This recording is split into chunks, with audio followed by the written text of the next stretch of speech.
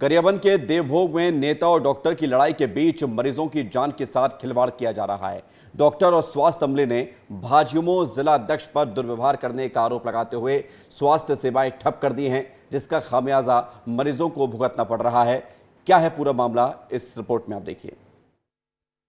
Doctors को भगवान का दूसरा रूप माना जाता है, लेकिन वही भगवान अब इलाज नहीं कर रहे बल्कि राजनीति लड़ाई में फंसे हुए हैं और भाजयुमो जिला अध्यक्ष के गिरफ्तारी के साथ ही अपनी सुरक्षा की गारंटी की मांग को लेकर स्वास्थ्य सेवाएं बहाल कर दी है।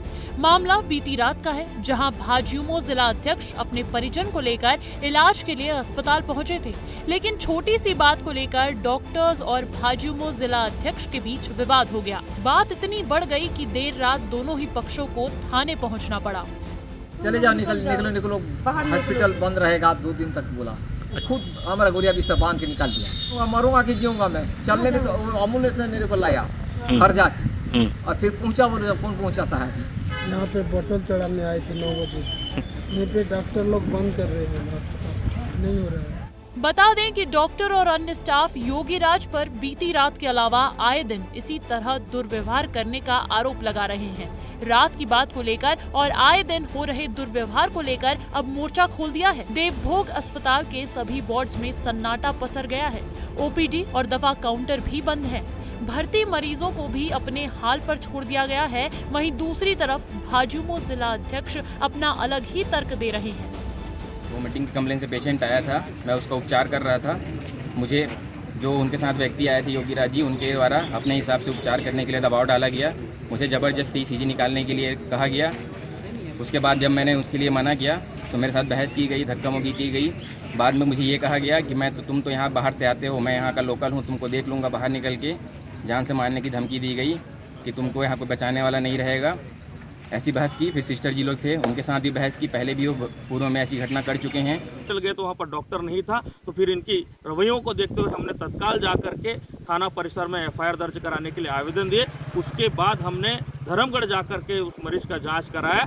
जाने के पूर्व मरीज बेहोश हो गया था और चक्कर आ रहा था, वृतांत उनको बताया। और वही डॉक्टर स्वतः अपने मन से ईसीजी जांच करने के लिए, और मैं अगर ईसीजी जांच करने के लिए यहाँ के छत्तीसगढ़ के डॉक्टरों को बोल दिया तो इतना बड़ा तिल का ताड़ बना करके ये प्रशासनिक दबाव बना रहे। तो यहाँ पर एकाएक बिना अल्टीमेटम दिए, बिना चेतावनी दिए आप स्वास्थ्य सुविधाओं को बंद करा करके सारे मरीजों के साथ, स्वास्थ्य के साथ खिलवाड़ चल रहा है। इसके ऊपर संज्ञान होनी चाहिए। मैं तो यही निवेदन करूंगा कि जो आरोप उन्होंने लगा रहे हैं, मेरे पास भी वीडियो है, फुटेज है। मामला गंभीर है, लेकिन सुध लेने वाला कोई नहीं। हद तो तब हो गई जब भगवान का दूसरा रूप कहे जाने वाले डॉक्टर्स ने ओपीडी में भर्ती मरीजों को भी बाहर निकाल दिया। पर अभी तक ना तो कोई अधिकारी वहां पहुंचा है और ना ही कोई जनप्रतिनिधि। ऐसे में अस्पताल के साथ ही भर्ती मरीज भगवान भरोसे हैं। जी हाँ, तो मरीज भगवान भरोसे है। पुरुषोत्तम पात्र हमारे साथ जुड़ गए हैं, सीधे हमें ज़्यादा जानकारी लें, क्योंकि खास बात इसमें यह है कि जिस तरह से विवाद बढ़ा है, ये अपने आप में तमाम सवाल खड़े करता है कि आखिर उन मरीजों का क्या कसूर है जो इन अस्पताल में इलाज कराने के लिए पहुंचते हैं। नेता और डॉक्टर की लड़ाई का असर मजदूरों पर, जो वहाँ मरीज़ हैं, उन पर पड़ रहा है। और भगवान भरोसे अस्पताल है, मरीजों को देखने वाला कोई नहीं है। उनकी जान बचेगी, कैसे बचेगी, ये अपने आप में बड़ा सवाल है, क्योंकि डॉक्टर ही वहाँ उन्हें अटेंड नहीं कर पा रहे हैं। तो हम पुरुषोत्तम पात्र को जोड़ेंगे अपने साथ, आपको बताएंगे कि वहाँ की अभी फिलहाल स्थिति क्या है। लेकिन पुरुषोत्तम पात्र हमारे साथ जुड़ गए हैं, सीधे उनकी तरफ रुख करते हैं। पुरुषोत्तम, बताइए कि अभी क्या स्थिति है? क्या अभी भी मरीज भगवान भरोसे ही हैं या फिर डॉक्टरों का दिल पसीजा है, कामकाज शुरू हुआ है? देखिए, ये 10 बजे सारे डॉक्टर्स जो है, विकासखंड में एक सामुदायिक स्वास्थ्य केंद्र है, 3 प्राथमिक स्वास्थ्य केंद्र, 22 उप स्वास्थ्य केंद्र, इन सबको मिला के 9 से ज्यादा डॉक्टर होते हैं। आरएचओ, सीएचओ मिलाकर लगभग 100 की संख्या में स्टाफ थे, जो सुबह 10 बजे से थाना परिसर में इसलिए अड़े हुए थे ताकि डॉक्टर योगीराज माखन के खिलाफ एफआईआर दर्ज हो।